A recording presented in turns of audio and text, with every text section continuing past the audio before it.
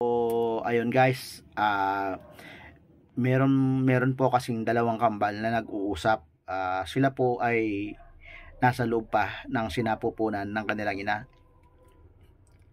So, ayun, syempre, stress na stress yung dalawa dahil nga syempre malimit daw dumadagundong o lumilindol dun sa kanilang sinapupunan sa loob ng kanilang so bahay bata. So ngayon syempre yung bukod sa lumilindol parang sabi nila parang may bumubundol-bundol sa kanila, tapos may parang may dumadaan na malaking troso. So tanong ng isang kambal doon sa isang kambalwan, sabi ng kambalwan, tol, napansin mo ba yung minsan lumilindol sa atin, tapos minsan parang may malaking troso na dumadaan dito sa pagitan natin. Sagot ng isang kambal to, oo nga tol akala ko ako lang nakapansin nun.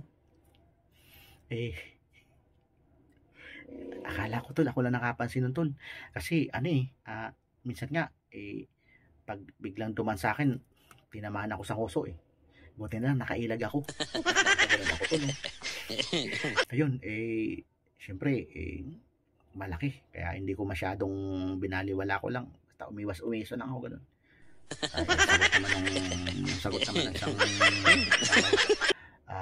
kambal to, ay tol, alam mo akala ko alam mo muntik din akong tamaan muntik akong tamaan nun. Buti na lang magaling din ako umilag. Nasapol nga ako sa paa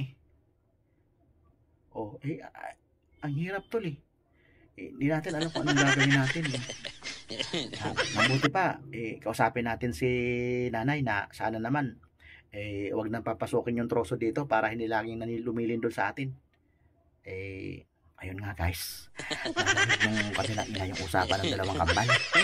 Kasi yun sabi nung ina, kambal, mga anak, pagpasensyahan nyo na yung itay nyo, alam nyo naman ang itay nyo overprotective lang sa inyo.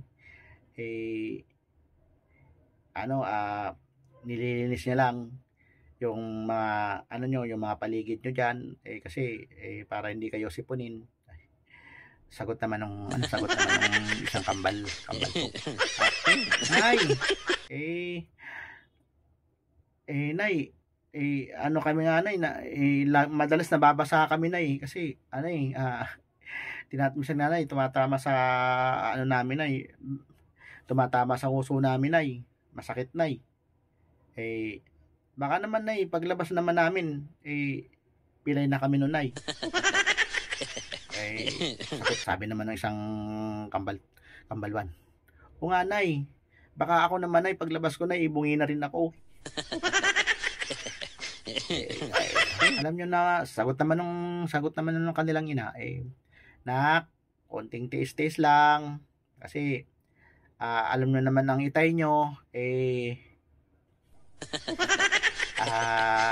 ang gusto ng itay nyo kaya kayo binobuldol-buldol ng itay nyo dyan para hindi muna kayo lumabas kasi kailangan itulak muna kayo paloob. Sabi ng ina. Kasi yung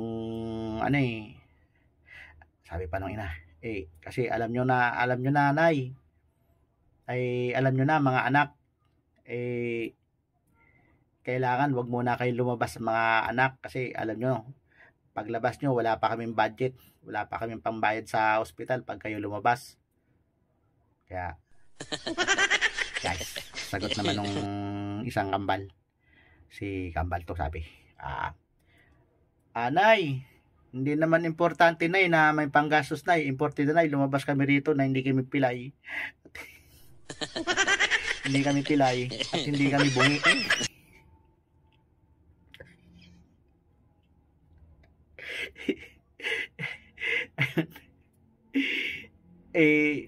Kaya sabi naman ng ina, mga anak, tiis-tiis lang kayo dyan abang kayo ay nandiyan sa loob Maghintay-hintay lang kayo, tatawagin na lang namin kayo pagtapos ng itay nyo. Kaya, kaya sabi ng isang kambalwan, Nay, alam nyo Nay, pagpatuloy po yung ginagawa ni itay, boxing natin na Nay, para magtandayan si itay.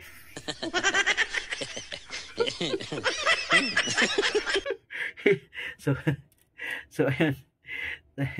Sagot naman ng isang kambal to, oo nga naman Nay, kasi mahirap naman yan Nay, baka mamaya Nay mapano kami dito sa loob Nay, kung hindi kami mapipilayan dito Nay, malulunod kami.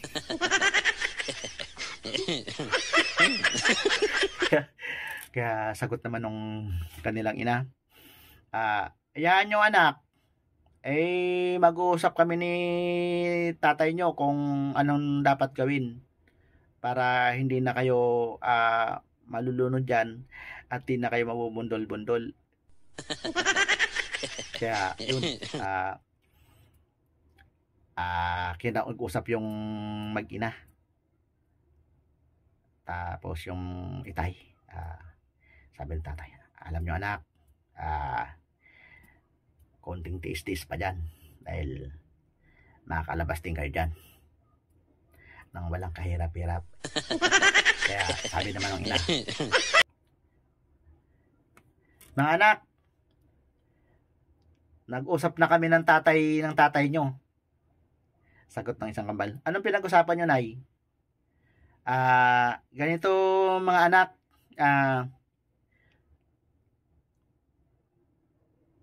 pag pumasok nyo uli ang truso dyan, suntok-suntokin nyo na lang, boxingin nyo na lang, para paglabas nyo dyan, hindi kayo bungi at hindi rin kayo pilay.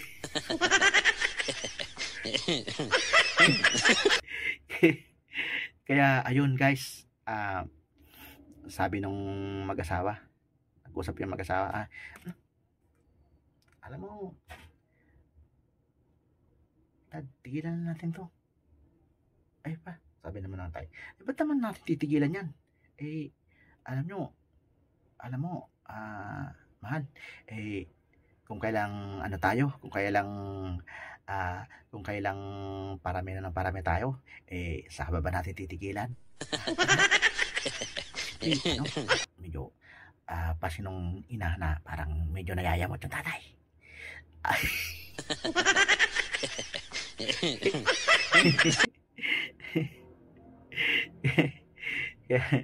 Tapos sabi nung ina, Dad, wag ka na magtampo Dad, konting tiis na lang,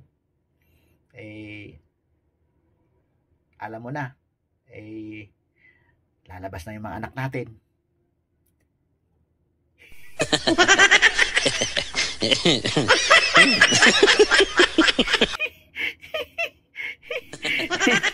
Magtiis-tiis ka na lang.